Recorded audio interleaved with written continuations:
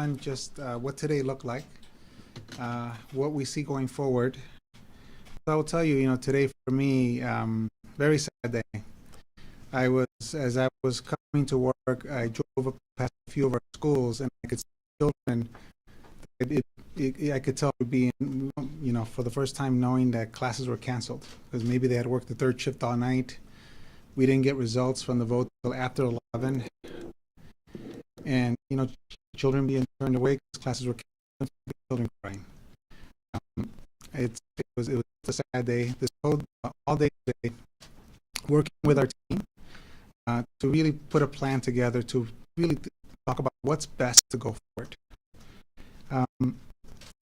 Right on Monday, we had 82% of our teachers that reported for work. It was a struggle because we had to get substitutes. Tuesday, that grew better to 84%. We had over 200,000 of our children present Monday, but we saw that number rising quite a bit even as we got into Tuesday. Today, of course, no children in classrooms. 90% of our 21,600 teachers coming to our school buildings, and a similar percentage of our substitutes coming to our school buildings. And I want to be really clear about what has happened. So after 11 o'clock at night, even though the vote was supposed to be at 9, we got notified that 73% of teachers voted for a walkout. It was an illegal strike. Let's be really clear. Under state law, so even though the discussion is it's a walkout to go under state law, we are not authorized to go remote as a district. We are not authorized. Conversation looking at us today, we brought all of our together. I met with over 500 principals today, having a conversation to make it clear for them and for our staff that any remote instruction that we would do would have to be used using our emergency days that are used because we might have a blizzard, because we have some other emergency that could happen at a school. It would be us using all of our emergency days to the point that once we run out, we would not be able to, we have to make up as we look how do we that doing right by our families. And as I was having a conversation with our principals, what kept coming back over and over and over and this is our principals who are managing our schools every single day with our children, saying, CEO, we know that in-person instruction is where we need to be. We know that our schools are safe. Yes, challenges across individuals, absolutely. Do we respond? Absolutely. Ladies and gentlemen, let me talk for a second about Park Manor. Prior to the break,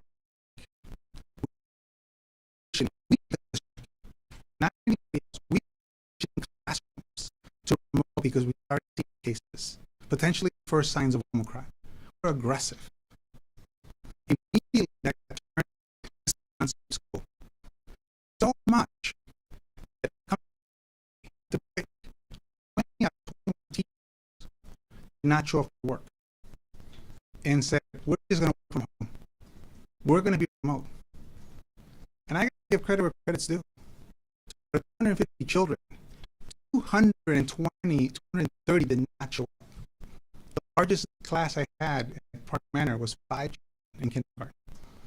I mean, the orchestration to be able to do that, right? To have that many adults out, that many children. Think about all the effort and energy. Of course, we know there was a problem that morning. Imagine if that kind of power was used to help our children get vaccinated. Imagine if that kind of power was used for us to leverage our resources of this amazing city to help our families be safer. Imagine what we could do. There are concerns, absolutely. So, first of all, I want to be very clear. As I'm looking at what's happening with our staff, they're being discouraged from coming to our buildings.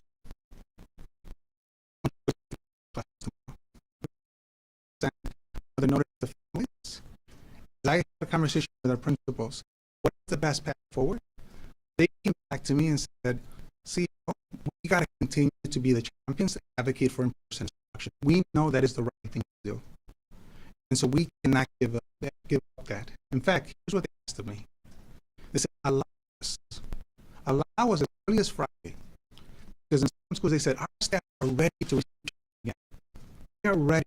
They know that it's going to create a lot of stress for them with their union, but they're ready. Let us do it.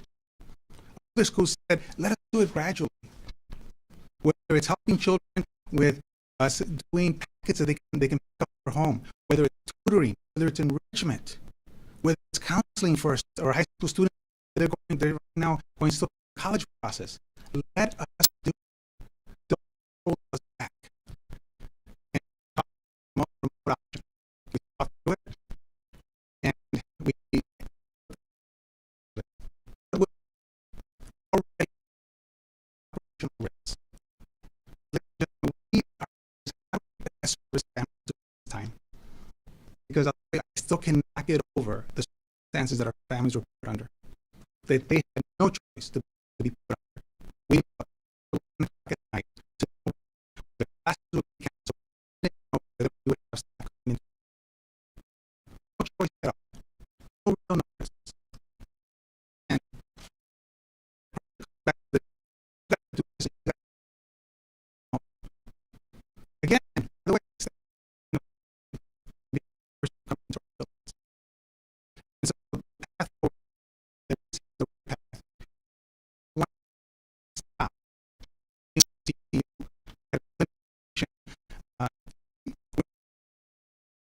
The right approach is not a district-wide hammer that does a brush across the entire schools, calling the schools safe, which there's no evidence to show that. And instead, making sure we address individual issues at school. Now, with that though, we have some things that we agree on. Do we need more access to more testing? Absolutely. I have been very clear how frustrated I have been about not having testing schools. So that is something that we just have to ramp up. I've had a conversation today with Secretary Carmona. We've had conversations that we need to have a plan. We're developing a plan. We're going to engage our nurses. With this, we have to expand testing. And so that is a plan we are going to work on, especially as we're still negotiating with the CTU. We are committed to that. We've already put in for staff, for anybody who are in the schools today. We also have her now in for children, because again, if parents, if that's what will make them feel less anxious, we're going to have KN95 masks for children as well in our schools. Ladies and gentlemen, this is not about us trying to deny or trying to just create a fight about safety procedures. It's not about that.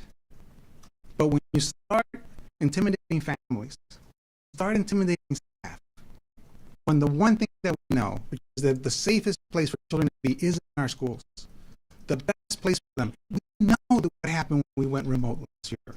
We know. And we're being asked, just do it for another week. Do it for another week. As if the implications for families were not serious. As if it was that easy to transition an entire district of over 330,000 students. To transition that easy. Not.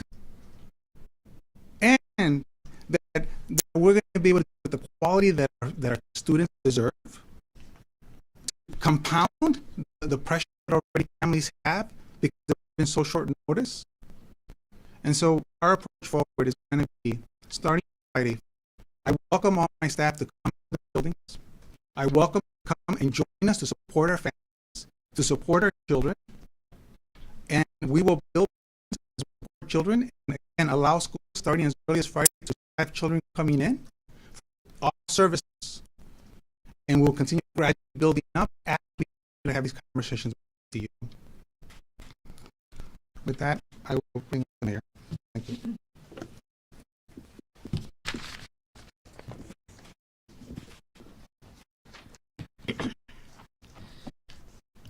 I'll be brief in my remarks tonight. I think it's important that we reaffirm our value statement to our parents and our students. That's why we're here.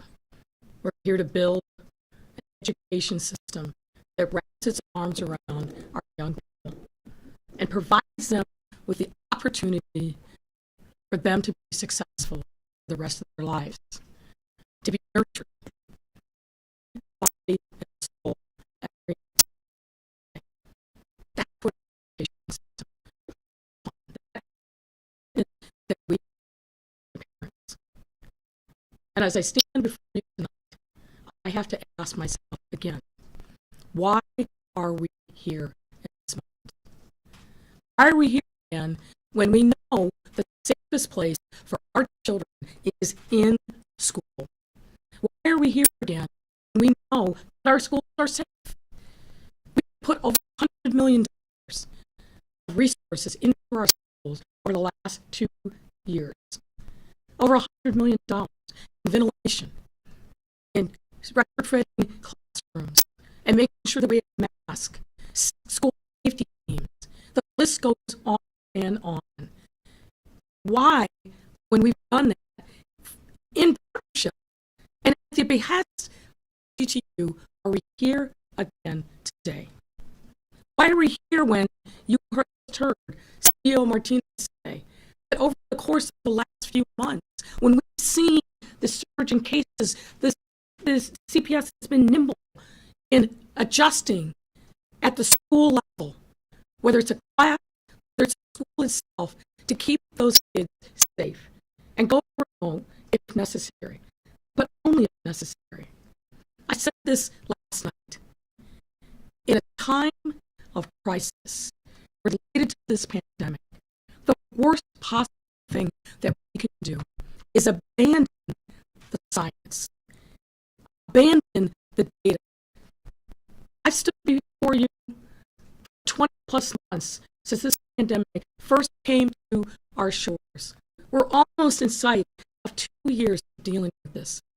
Every single day that I've been before you to talk about COVID-19 and what I have spoken the truth to you, even when it's been difficult, even when I've had to tell you and deliver bad news.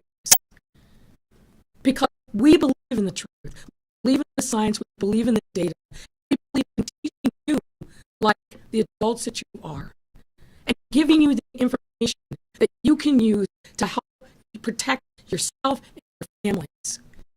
So if there's any reason for us to shut down an entire system, go fully remote, I would be the first one standing here and telling you that was necessary. But I'm not saying that, nor is the CEO, nor is the public health expert, because it's not necessary. What we know from our own experience, from our data, from studies that have been done of our system over and over again, and other systems operating within the city of Chicago, across the country, and across the world, that the safest place for kids to be in the pandemic is in person in our schools. That has not changed. So if you care about our students, if you care about their families, as we do, we will not relent. Enough is enough. We are standing firm, and we are going to fight to get our kids back in in-person learning. Period. Full stop. We owe that to our children who suffered learning losses. I need you to report about the fact that 100,000 children were disconnected and disengaged when we were fully remote.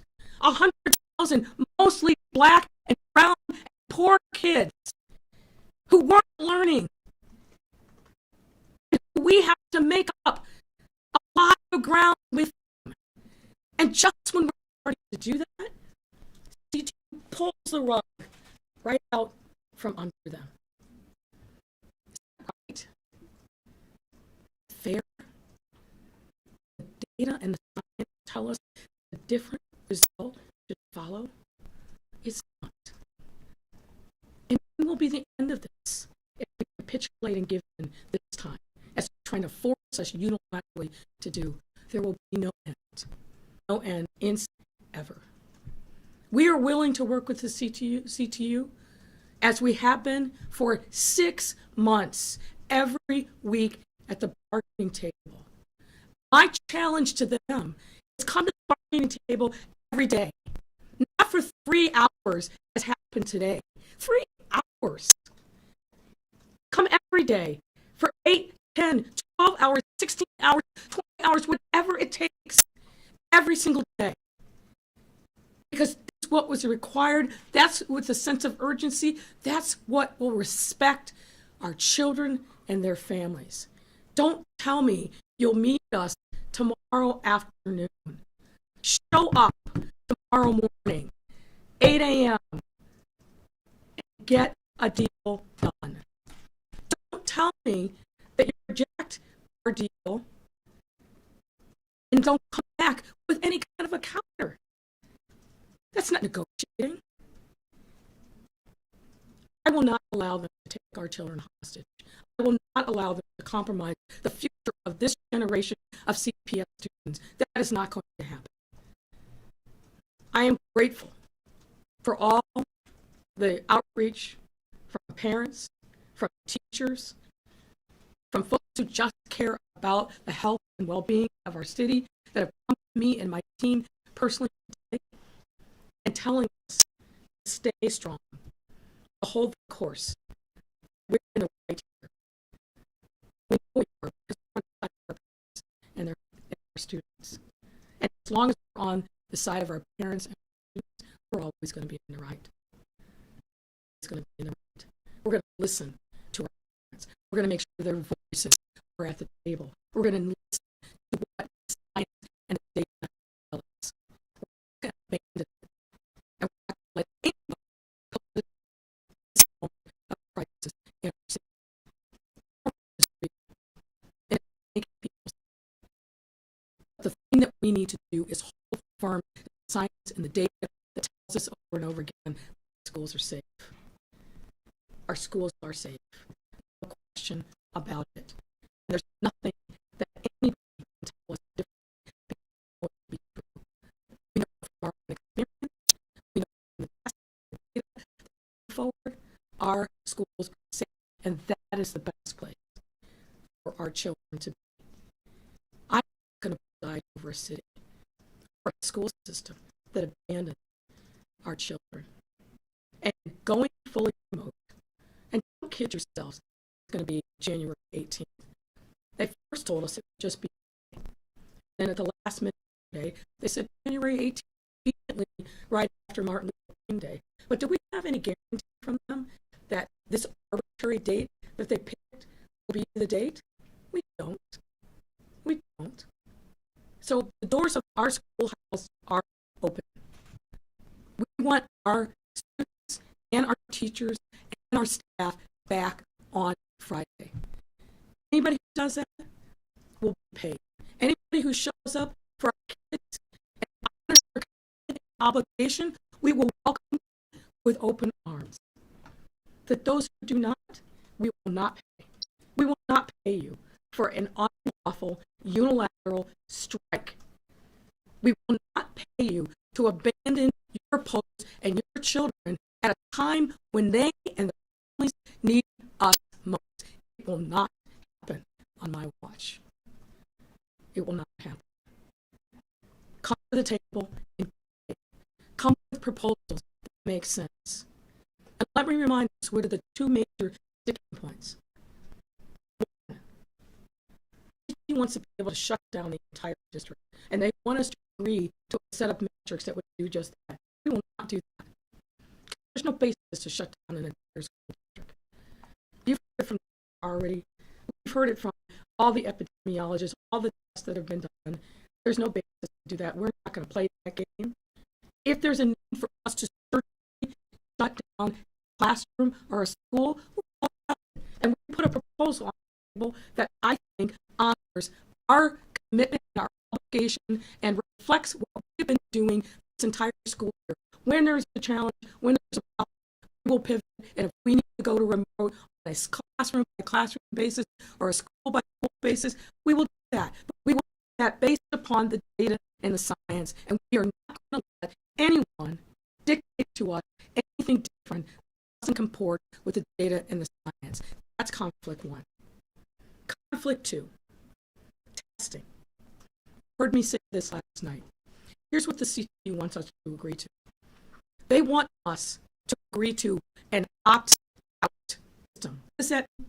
It means that unless our parents affirmatively tell us that they don't want their kids tested, that we're going to be performing a quasi-medical procedure on children without their parents' knowledge or consent. Just ponder that for a moment.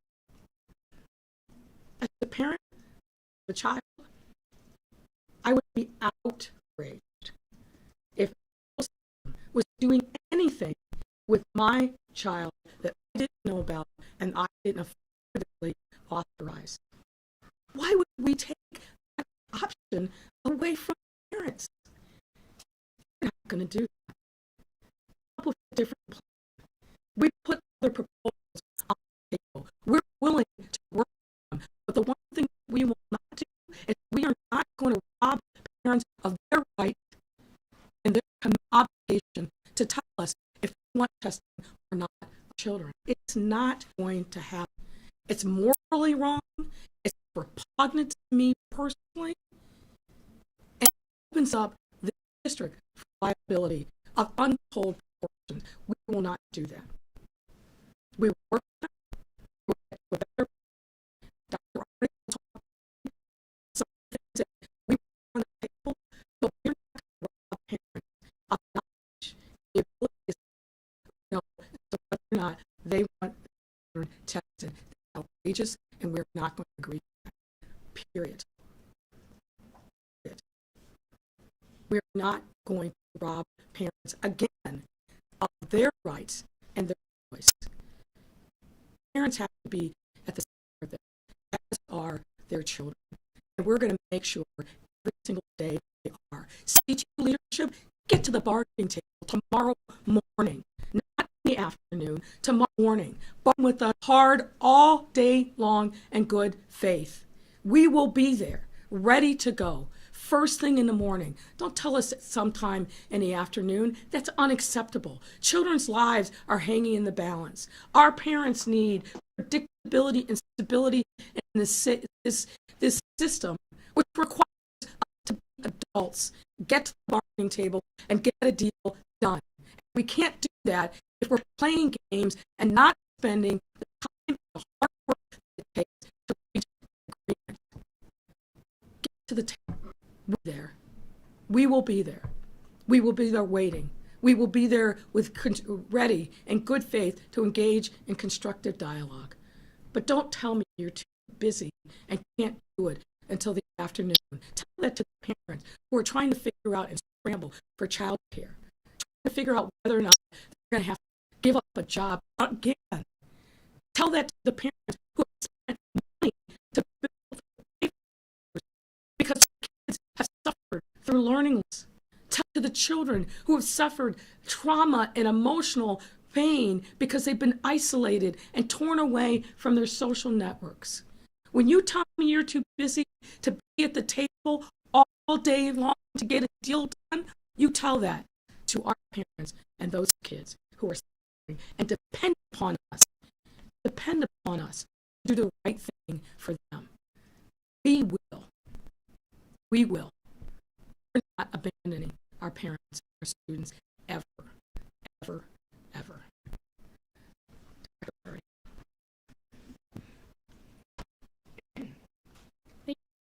Excuse me. Good evening, everybody. First, I want to start by saying there's a good chance if you're watching this, you're feeling really stressed right now about what is going on. Particularly, if you're a parent, if you're a student, all of us are stressed right now because we're in a COVID surge. And I want to acknowledge that this additional layer of uncertainty is making an already challenging month even more challenging. meeting. I'll be brief. I just have a few additional things to add. One question that I've been answering a fair bit today is, how exactly do you know schools are safe? What data do you have? Not just what the CDC says, not just a study I can read. Talk to me about what that investigation actually looks like. How do you have those answers? And I want to remind you that since the very earliest days of this pandemic, when the entire world was on fire, and there were 17 areas that my team needed to focus on, we chose from the beginning to develop a youth settings team. A pediatric infectious doctor, supported by dedicated epidemiologists, our school health team that historically is regularly in Chicago public schools, doing things like making sure children are getting dental care, getting us to treatment if they have, other issues. Took the expertise that we already had in schools and said, we don't have the answers yet for what to do with COVID in schools, but these are going to be the biggest questions. Almost 2 years now, I shared a lot of data. For example, we did a comparison in the first fall of the pandemic, when I'm forgetting now, the first fall of the pandemic, when, thank you, October 2020, 2 years. First fall of the pandemic, Chicago Public Schools was remote, and virtually all other schools in Chicago chose to come back in person. Reported in person at that time. It is the decision of schools and districts in conjunction with the state. Now, last night, for those elected, on who was teaching schools, attending schools, who were attending schools in person, CPS, and higher levels of infection in both children and staff who were learning remotely. And I know that's a little intuitive. The paper, we've shared it, it's part of the literature out there. But more recently, let's talk about this last semester, where we got through a Delta surge.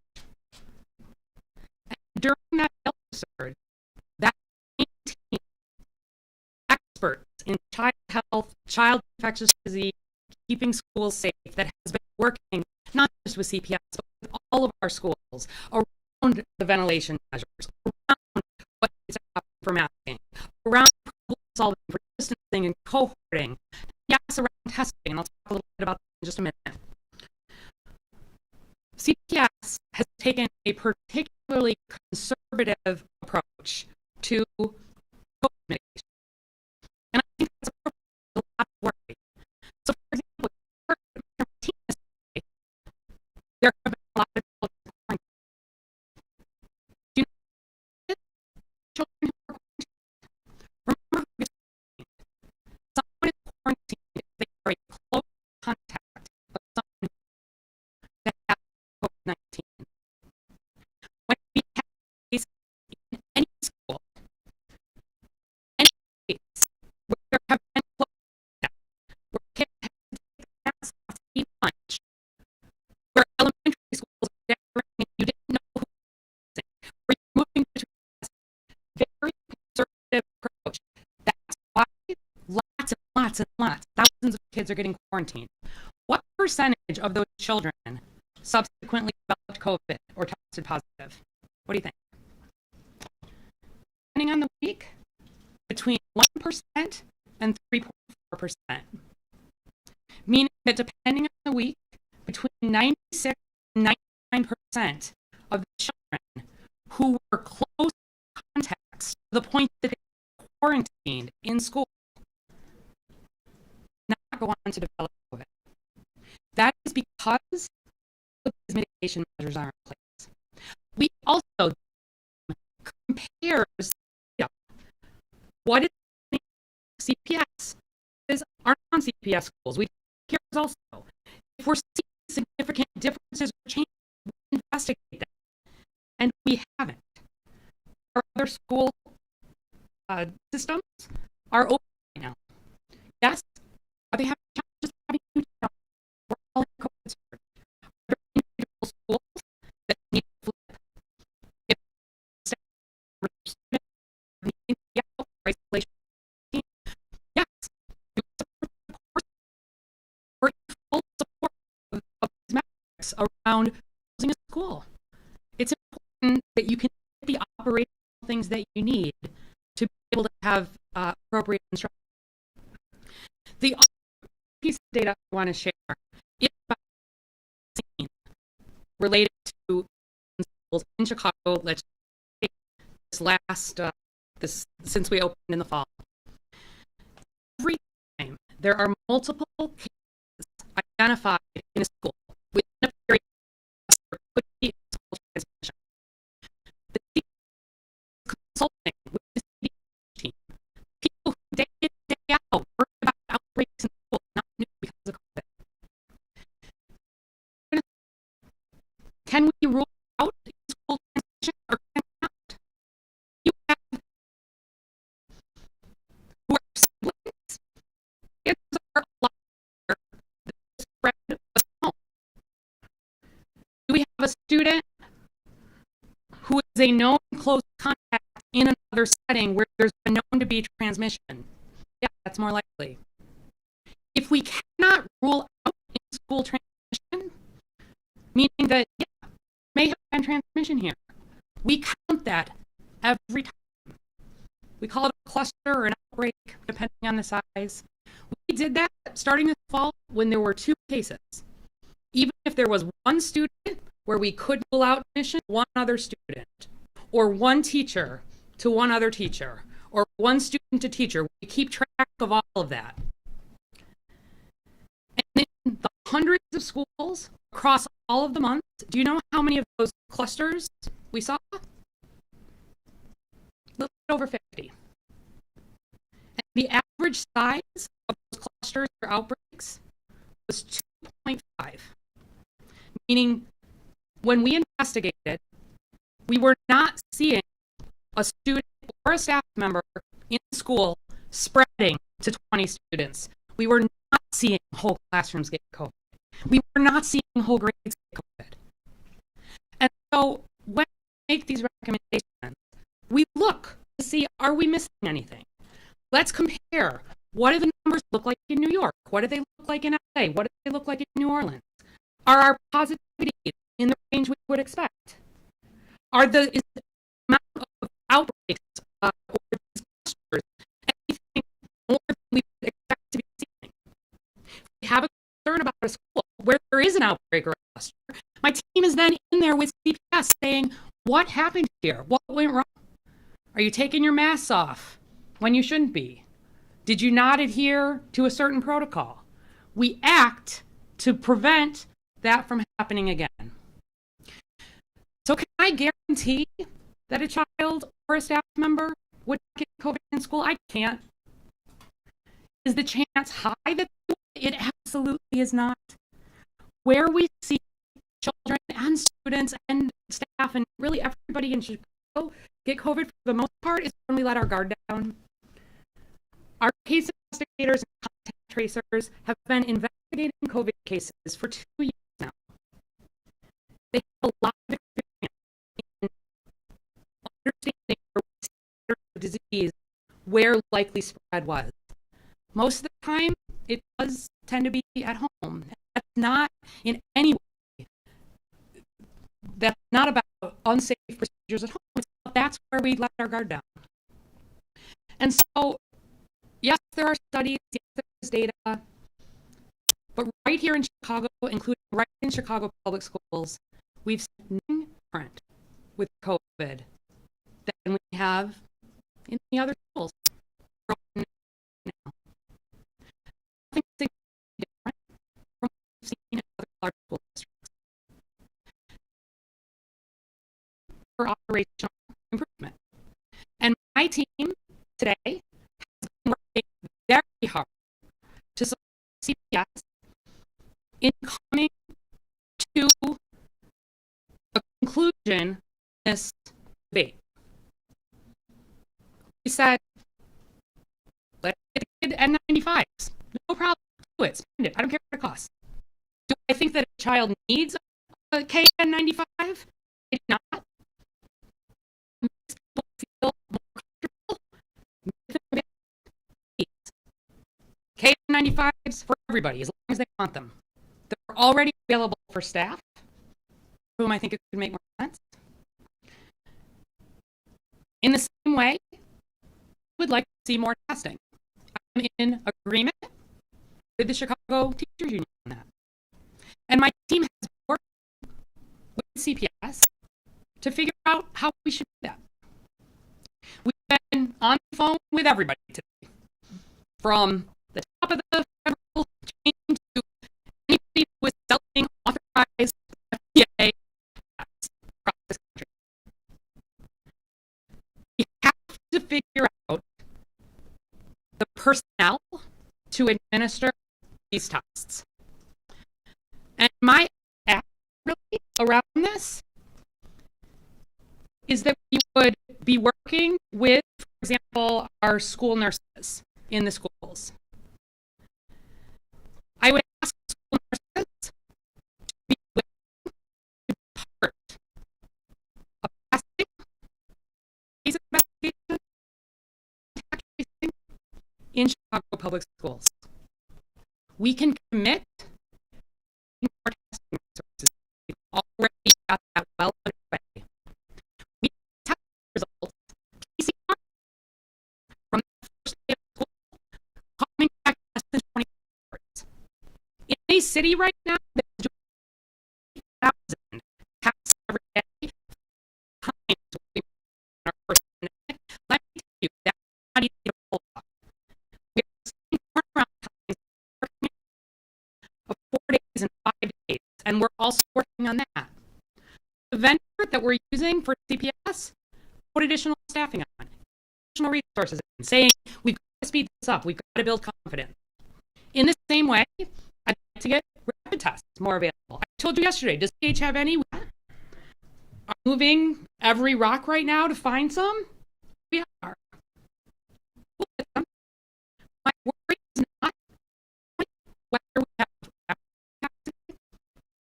My worry is about whether we can work together, particularly with the school nurses, and make sure that they can play a leadership role in those schools for keeping them as safe as they can be, as safe as the data shows that we know that they are, but importantly, rebuilds that confidence.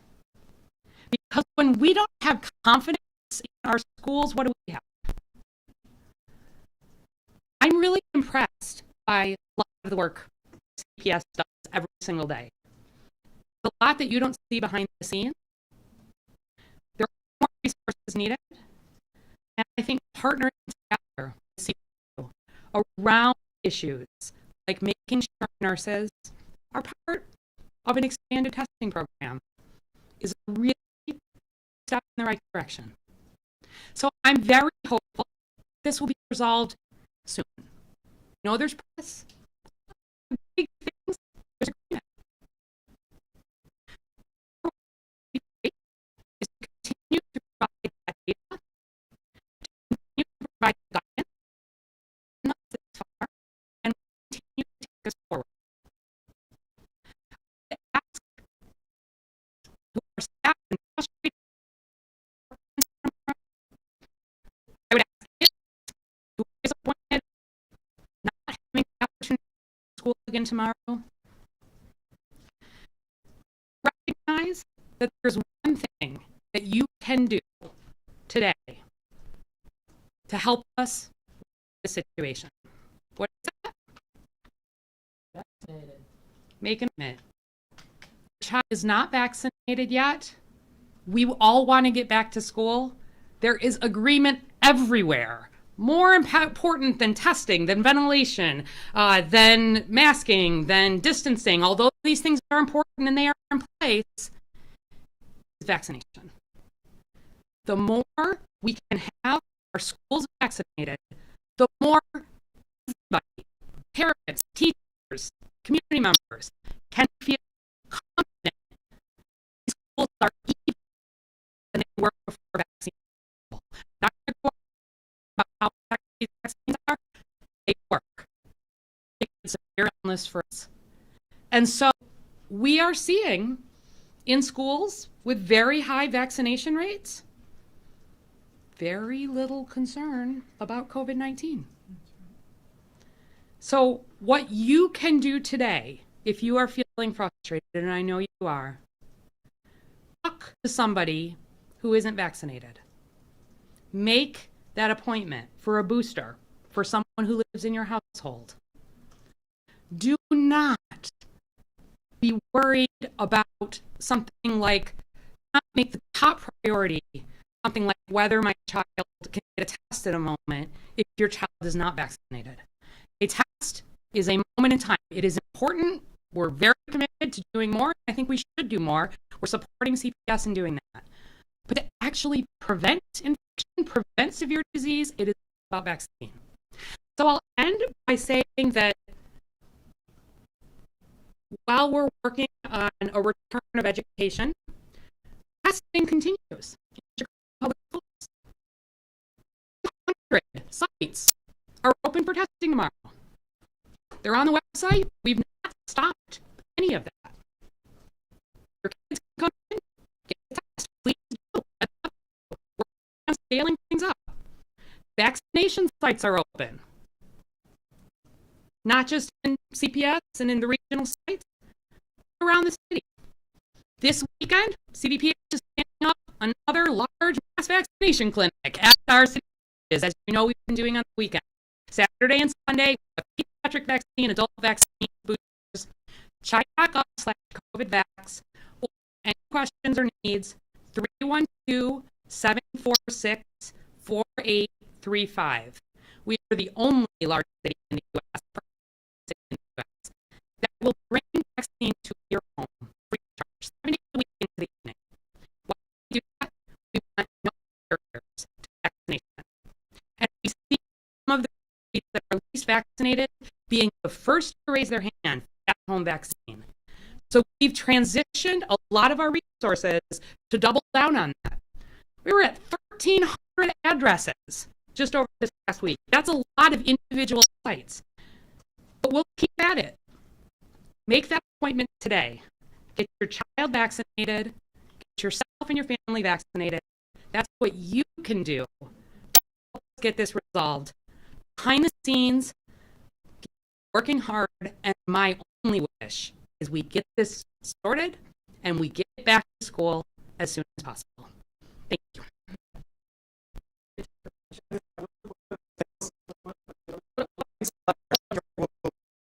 Thank you. I appreciate it. We're going to start with Charles Marr from CBS CEO, and please keep your mask on while asking your question. Thanks, guys. And just to hear your question. Mayor or CEO Martinez, is there any consideration right now of going to court seeking an emergency injunction to try and get the teachers back in the classroom as negotiations continue? Well, as a litigator, I don't like to litigate the process.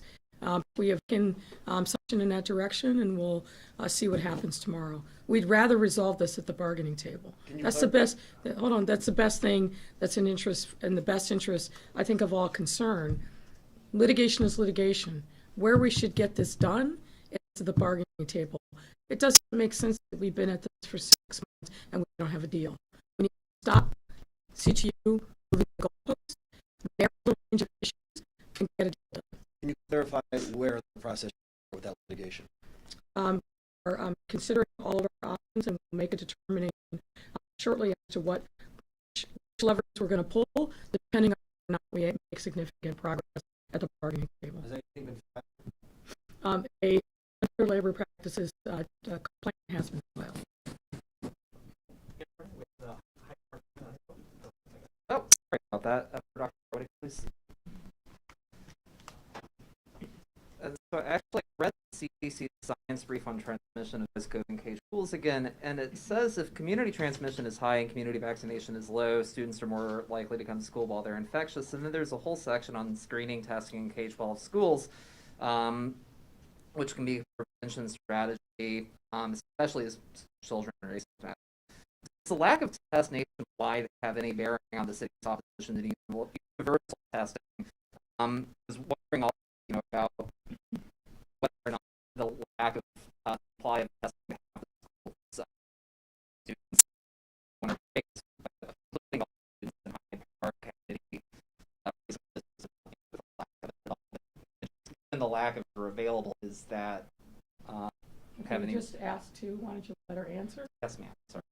Okay, so I'll take the second one first, which is about the supply of tests. Mm-hmm. So you heard me say that I am moving, my team is moving every week now to get additional testing. We're set on building capacity. We'll do that some more. We're working on getting rapid tests, even in a moment when that is extremely hard. And we will be looking to the CTU to agree that the school nurses should be part of a solution, of course, in schools like they are across the country in terms of supporting testing, supporting case investigation, and contact tracing. It's critical that these professionals, who are more than 500 of them in schools, are part of the solution. And first question, Forget. Talk to the mayor, actually. He's going to play CDP epidemiologist because he read a CDC study. He wanted a question. Go ahead. Aaron. It wasn't as well written as I thought it was. I'm interested more so in your moral position to this. And if we do My moral opposition to universal testing that I don't have a moral opposition to testing. You've never heard me say that out of my mouth. That's never right. The question is, do we have nationwide shortage in testing? So we've got to use the scarce testing resources to go to the places where we know the challenges are the greatest, and then we help from you said that you didn't want to get in the way of parents, that's why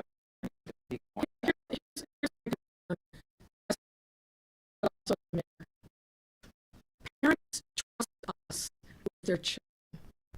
They want to know exactly what is going on. They do not sign up for letting us do whatever we want with their children when they come into school. So if the parent wants their child tested, they need to identify that for us. We switch and take the ability to for their own self, for their own family, whether or not there's going to be testing.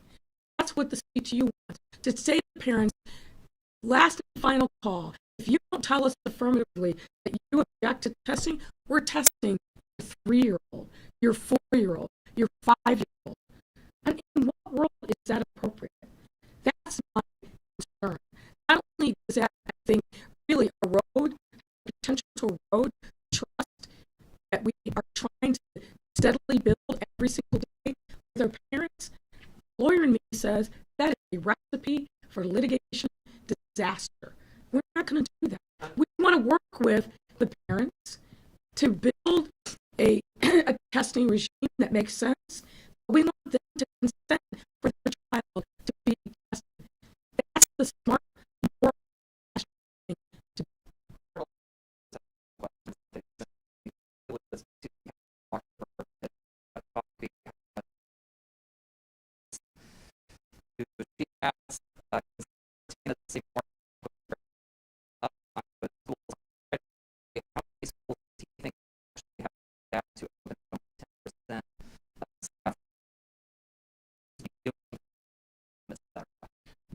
So, in the same way, I think from our principles, asking to not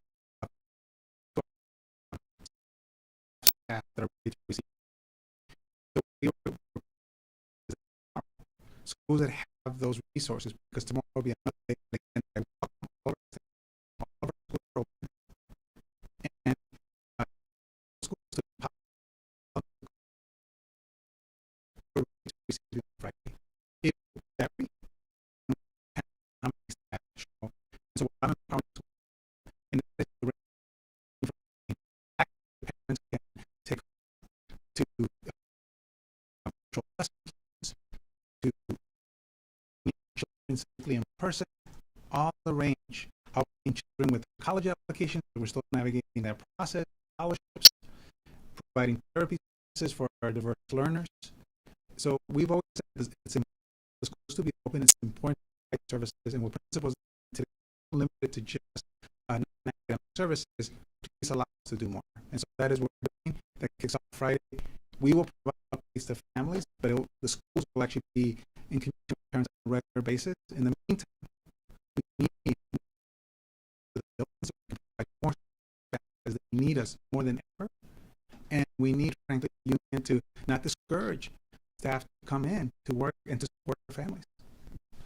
For Sarah Karp at WPC for CEO Martinez, all over the country and in the state school districts are going remote because of staff shortages. I know you finally offered up a metric, but even principals say it's really confusing. At what point would you consider closing a school because of staff shortages? So what we have said, we've been doing it. Again, Park Manor is an example that I use. By the time we got to the break, almost every classroom at Park Manor was remote except for one. And it is empowered at the level. What we have said, and it was mainly driven, again, always driven by cases. And so for us, what we did was say, look, once we get to, so for example, if 30% of our staff are being affected by COVID, they have to quarantine when they're actually positive, and we need to look at that in terms of how it's with consideration of how many substitutes we can get there on a basis in a timely manner. For example, half the classrooms starting to go remote. It's a good indication for us that we need to be even more conservative to look at the entire school going remote. So that's what the metrics are saying. So again, for me, and this is what we work with you. We have a tactical team. You make your team. You tell us what concerns you have. Let's work it out. Because then we can deploy resources to that school. Whether it's testing, a vaccination event, whatever that is, we can be nimble because we're a large district and we're focused on a few schools. We can deploy a significant amount of resources. When we have to do this district-wide action, it's just practical. Imagine the amount of effort that it takes to do district-wide action. It's just not practical. I think Sarah has this. If the school district is getting out to live test those swabs, do you think opt-in consent would be needed or opt-out enough because it would be less of a quote medical procedure? So some of we do have some schools in the city that are using the saliva test. As you know, each school is, and district system can set up its own around testing, and we've been in support of that. What I am, again, the most interested in is actually building the ability to test many children, to build the confidence and rebuild the confidence for parents in these settings. One of the things we talked about today, and that again, I would hope would be a partnership between districts and the union, is putting resources in getting those particular kids in the schools that are the least vaccinated, where the concern is highest. I think there are a lot of creative things that could be done together on that. Thinking about what have the barriers been, why have there not been very many consent signed? For me, that's an example of something that we could work on together. It gives you more opportunity to be doing more testing in a way that is transparent and people understand what's going on. We have been having additional conversations about what the numbers should look like. Again, look at other states. Because you looked at the CDC guidance, you'll see really the recommendation is to focus on people, which makes sense. You're doing random, typically 10% students a week, 10% of unvaccinated students or staff a week. We've seen, for example, New York City working with unions and its partners say, right now, that's 20%. It's not about testing every student every day. That is not a recommendation that exists in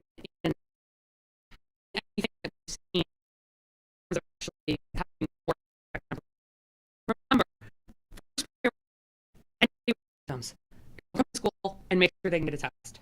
Because if we're in school, we need additional investigation. So get additional resources there. You've got a concern, you've got multiple cases, I want more testing right away at those sites.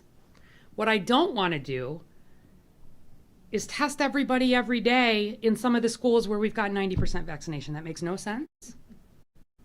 It's about prioritizing these resources, which are scarce right now, where they're most needed. When I make the commitment to say if we can get rapid tests, they're going to see yes, that means make a decision right now.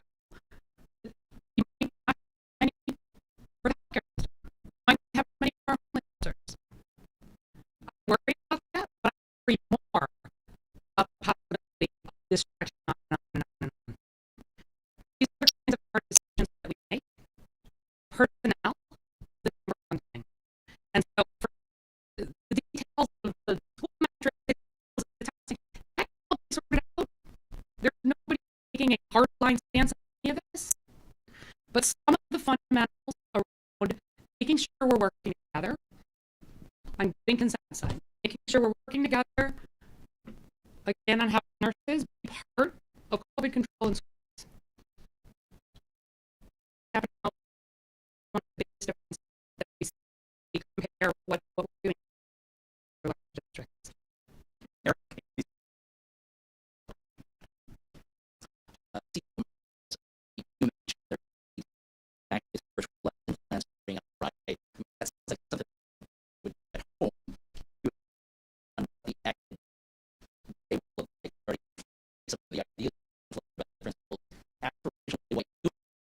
Can actually realistically be done starting on Friday.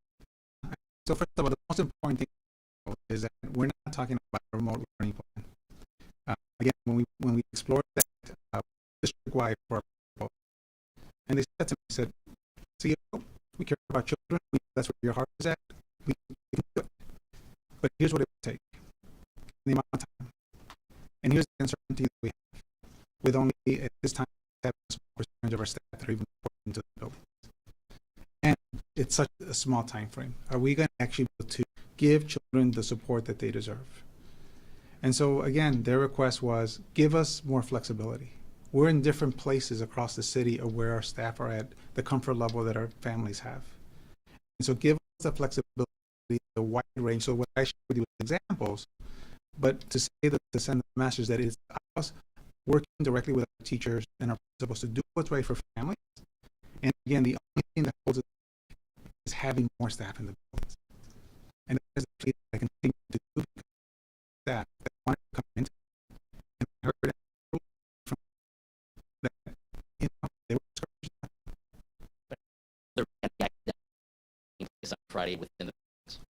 the goal is for schools that have the staff is we would like to have academic activities on Friday. That is the goal. And of course, our goal is, of course, the entire district having academic activities, and if we can reach it. Again, uniform. Thank you, sir. My question is for Superintendent Martinez, and I want to ask you again, just like this last night. El día de hoy en Noticias Univisión Chicago, usted nos dijo que se cancelaron el resto de la semana para poder trabajar en el plan que usted ocupa. Ahora se está diciendo que va a haber clases el viernes. Por favor, para nuestros padres, si va a haber clases el viernes y cómo lo que sería, y sobre todo para cuándo va a tener el plan listo. No hay clases mañana, el jueves. Lo que digo, queremos poner un plan a nuestros padres para que puedan planear por el futuro, ¿verdad? Y lo que pidieron nuestros directores es que les diéramos la chance para, si tenemos maestros en los salones, porque ahora tenemos maestros en los salones, que las escuelas puedan dar más servicios académicamente, incluyendo niños de persona. Y lo que nos pidieron nosotros, que nosotros les demos el poder, que ellos puedan contactar a las familias, que para decirles qué servicios pueden dar. Servicios, por ejemplo, que para la casa, programas digitales, that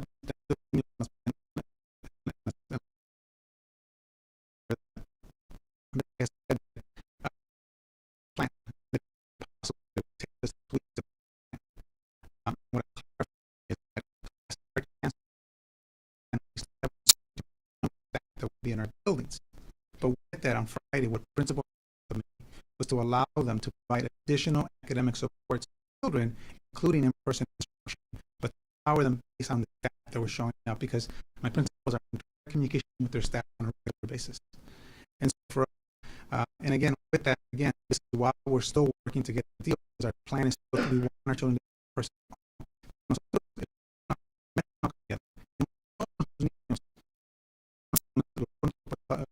Pero tenemos que negociar con el CTO. ¿Cómo va a lucir el plan el viernes, sabiendo que posiblemente no va a haber un acuerdo aquí entonces? ¿Cómo va a ser el día escolar? Lo siento a los nuestros padres, ¿verdad? Por eso me da mucha tristeza, porque para que nuestros padres estén en esta situación, para mí es muy triste. No sé lo que debería pasar, ¿verdad? Y tenemos que pensar en eso. ¿Cómo pasó eso? ¿Cómo podemos dejar que esto pase en esta ciudad tan grande? I said, question, how can I understand trying to navigate Friday without and sacrifice in a city this large? This should not happen. It should not happen. And so, again, we're going to be there for families, pero tenemos que trabajar con ellos porque ahorita tenemos que negociar con el sitio, tenemos que estar nuestros maestros a los salones. We need to negotiate with the CTU and bring teachers back into the rooms to provide more services.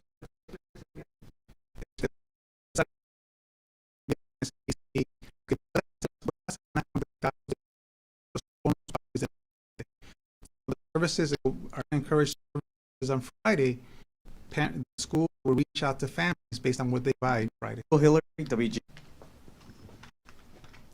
So my first question is, there's been a lot of talk about schools being the safest place for children. I mean, would you say that's the same for the adults in the buildings as well? The data here talk about as across the country, around the world, we have seen similar or lower rates when in-school education is happening for staff. The data that I gave previously related to positive testing after quarantine, number of outbreaks, that also includes staff. The majority of the clusters outbreaks, these approximately 50 over the many schools, 64% of them only included students. We typically, most often, we see them either students or staff. Rarely we see transmission, potential transmission, student and staff. But yes,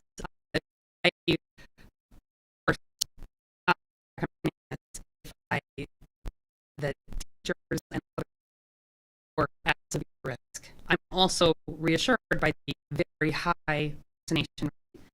I would encourage any teacher who is concerned, if you haven't gotten your booster yet, get it.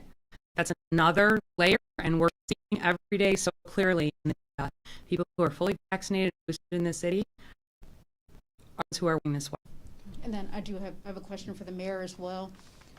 Earlier today, some of the union leaders, they had some concern over federal money that they said that they were saying was not being utilized, but I just wanted to get your response to that. Not true.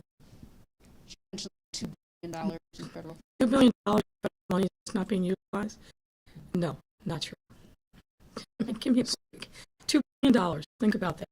$2 billion that we're sitting on is utilizing it to benefit our residents. Does that even make logical sense to you? I mean, I would just say, I don't think you've been to our press conferences before. When you hear something like that, doesn't red flags go off in your mind? You need to ask them. Because so often through these interactions, leadership just say things that are untethered from reality. Think about the fact that we have $2 billion available to help the residents a range of things in the time of the pandemic, and we can use that. That's crazy. Just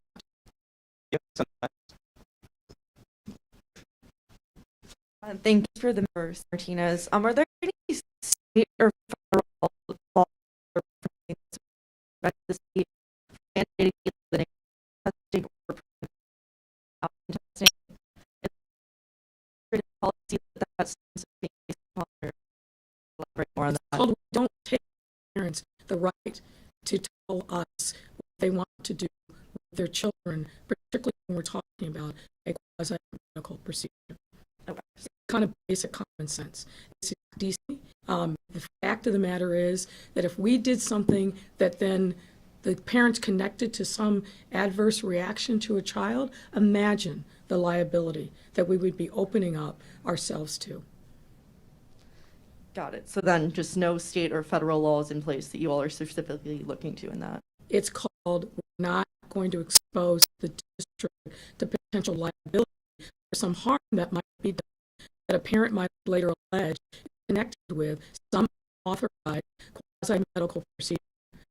So I can sure come up with a bunch of tort actions, but it's basic common sense. Parents have the right to tell us when they want their children to be subject to some kind of testing. We're not robbing them of that right. We work collaboratively with our parents so that everybody is in one accord when it comes to the work that must be done to get students safe and get. But the biggest thing is, let's get them vaccinated. We want students parents and the whole family to be vaccinated. No, we're not going to launch off an adventure where we dictate to parents that we know better than they do about whether or not their kids should get tested. What's the slippery slope there? And then what we're going to do, be vaccinating them without their consent. That's a good idea. Yeah. Okay.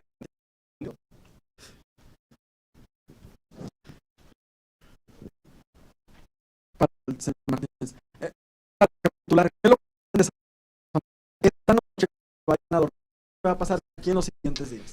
Lo más importante es que sepan los padres que no vamos a tener clases mañana, que vamos el viernes las escuelas que tengan suficiente otro personal, que vamos a dar servicios, incluyendo, pudiendo dar hasta clases de persona, pero no sabemos ahorita cuántas personas, cuántos la unión no apoyando que regresen.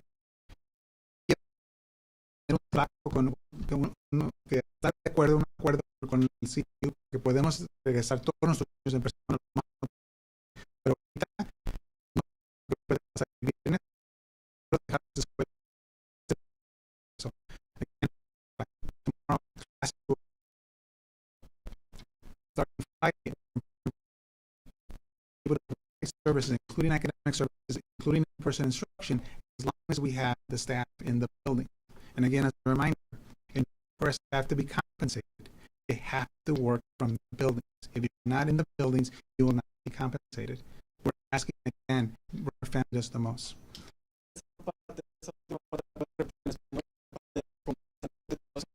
Muy importante porque lo que pidiendo los maestros, que por favor regreses a los salones para ayudar a nuestros padres, porque ahorita es el tiempo que nos necesitan lo más, ¿verdad? Y para los maestros o personal que no regresen en persona a nuestros salones, no van a estar pagados por esos días.